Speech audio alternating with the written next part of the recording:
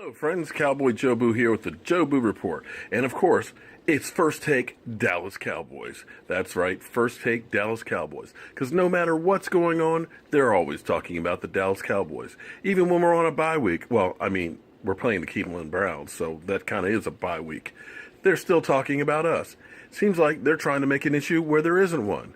So let's go to the tape. Oh, but before you do, thank you for being part of the Joe Boo Report. And if you haven't subscribed yet, click on the picture of me and Sean Lee, and you can be part of the Joe Boo Report. Let's go to the tape. Controversy in Dallas could be brewing as Tony Romo inches closer to being able to play, and Dez Bryant is impressed with what he's seeing from Romo. Quote, "He was good. His passes looked like a little missile.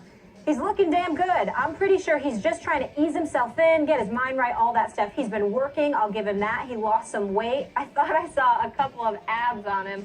Gotta love that comment.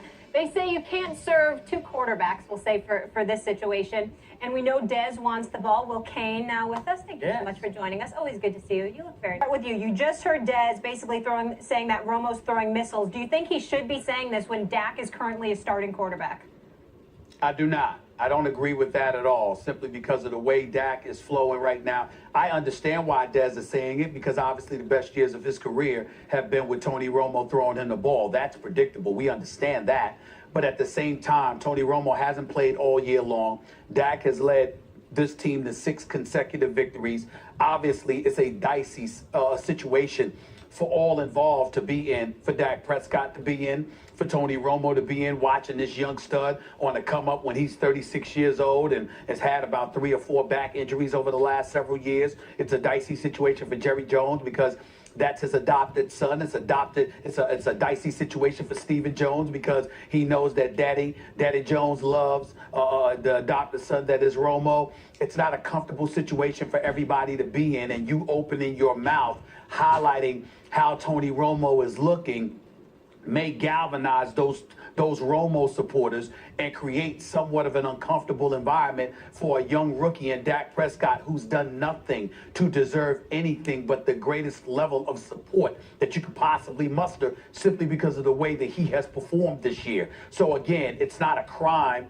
It's not something that Dez Bryant should be excoriated for, but it is something that has you scratching your head and saying to yourself, I understand why you did it because Tony Romo's your man and you obviously look good when Tony Romo is on the field for you because he's proven that to you.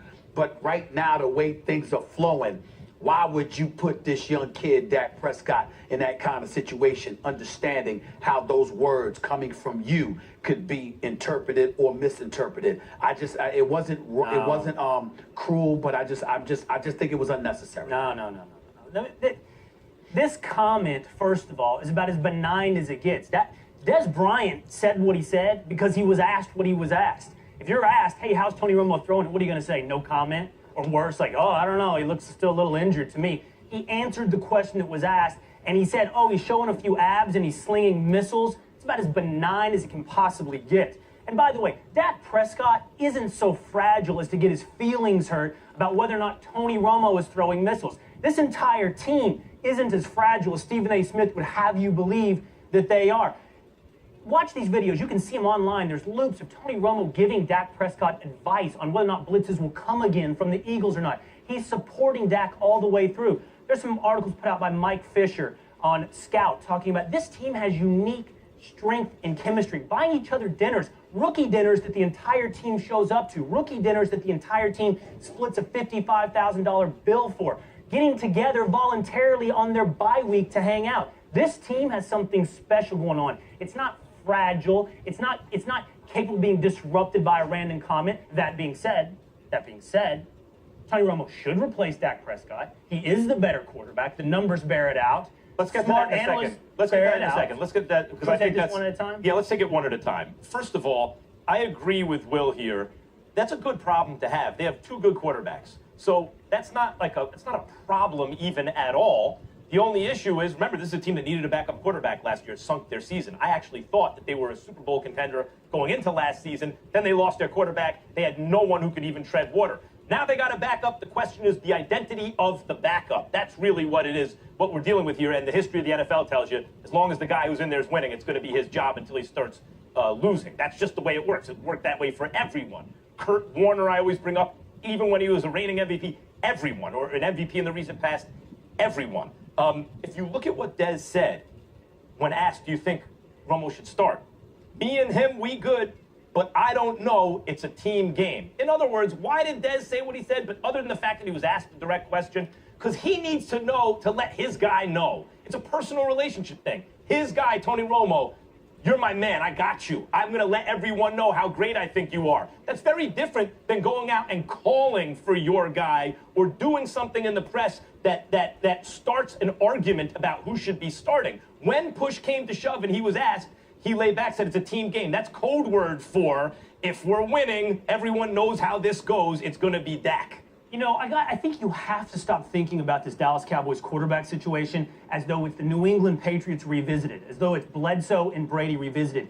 It's possible we're looking at an unprecedented situation where a team has two quarterbacks that they can win with. And I would predict that come December, after the Dallas Cowboys have secured the NFC East, after their playoff path is clear, at the point at which you need to prepare for better defenses, the Minnesota Vikings in the playoffs perhaps, better defenses like the Seattle Seahawks, they're going to need a quarterback to step in like a closer in baseball and be able to throw for 400 yards. And that will be Tony Romo. It's possible you see two quarterbacks for the Cowboys this year play very, very well. And at some point, Tony Romo will be on the field. And he will be the better quarterback for that situation. Well, you know when he'd be on the field? Time. You know when he would be on the field? I looked at this carefully. Given that they're 6-1 now, he said, well, what are you going to do if they're 6-1? Well, he buys himself some time. How much time? They're at the Browns. Let's call that a win. So you ain't replacing Dak, who, by the way, is could be third. A trap game. It could be, but he's third in the league in points added. Third in the league in points added. Like, it's not just in a mirage. He's a really good player. If they beat the Browns, whether or not it's a trap game, they'll be favored. Then they go to the Steelers. Then they get the Ravens at home. They'd have to lose 2 of those games.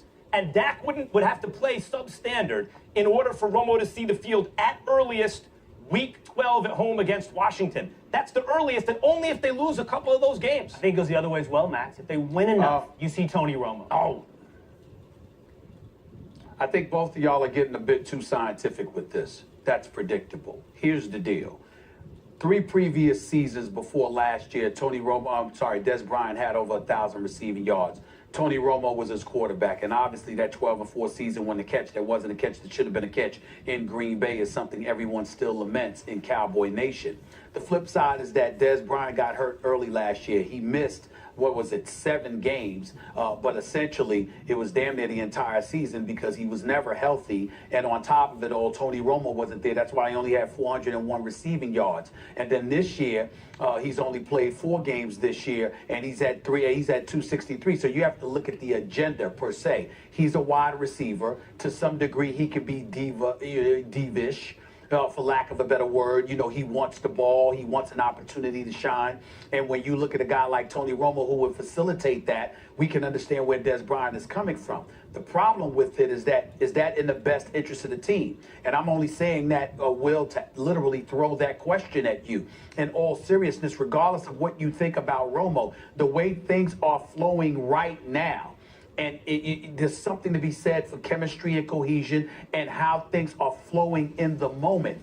Whether you say something or whatever the case may be, no matter how benign it may appear, as a reporter for over 20 years, I can assure you there have been situations that appeared so benign just because of a quote. And then we would find out later on that it wasn't absorbed that way. And when you're dealing with divas, you can never summarily dismiss something as benign. I'm here to tell you that right now, Will, because there's usually more to it than that. And that's why I think that you should take Dez's comments. Again, he wasn't being malicious or he didn't have malintent.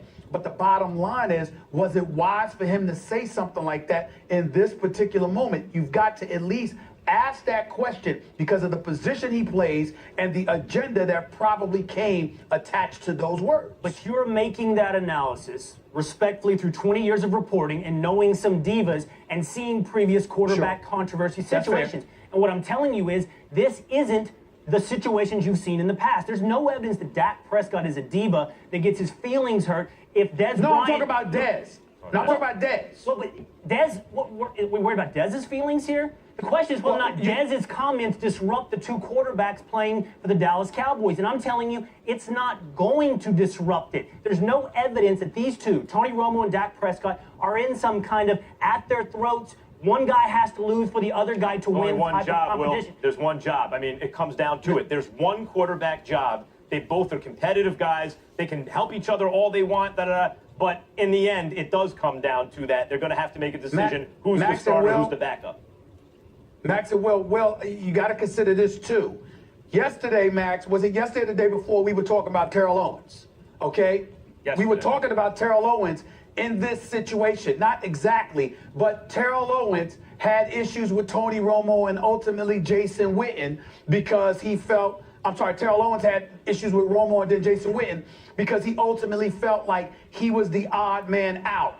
And they were prioritizing taking care of one another instead of looking out for him and making sure he got the ball and he was a game changer, so he wanted certain things. What I'm saying to you is when you're talking anything that involves a wide receiver, Will, is a delicate situation that you can never just look at and summarily dismiss. Because if you're out on the field, yeah, Dak Prescott may not be fragile and he may not be fazed by that, but who's to say that Dez Bryant won't go back out on the field and when he's not getting the ball enough, he can't potentially become problematic because he's not satisfied with what Dak is doing when it comes to him. I think that's an interesting argument because I think it undercuts one of the arguments that many people make for keeping Dak in the game. The idea that Dak has the locker room. Well, if Dez is asking for Tony, if Dez wants Tony, and it's reasonable to assume Dez would perform better with Tony, that would kind of undercut the idea that the locker room is all for Dak. This debate boils down to this. On one hand, you got people like yourself arguing for chemistry and flowing, whatever that is. On the other hand, you got analysts saying Dak Prescott is leaving a lot on the field. Touchdown passes, 20-yard passes. And my rebuttal to you, and the reason why I'm in this camp, that Tony Romo would perform better with the Cowboys than Dak is because I don't believe a guy that's been in that locker room for 10 years, that's been playing with Jason Witten and Dez Bryant and all these guys for all these years, disrupts chemistry. I don't think he's lost that locker room. I think that locker room would be just happy with Tony Romo as well. If it ain't broke, don't fix it. The history of the league. I'll leave it at that. But I will tell you, the brothers understand what flowing is, Will. I won't hold that against you. I do too. The words you use so that you're never held accountable for actual facts. All right, let's move on here. We have another player who isn't afraid to say what's on his mind and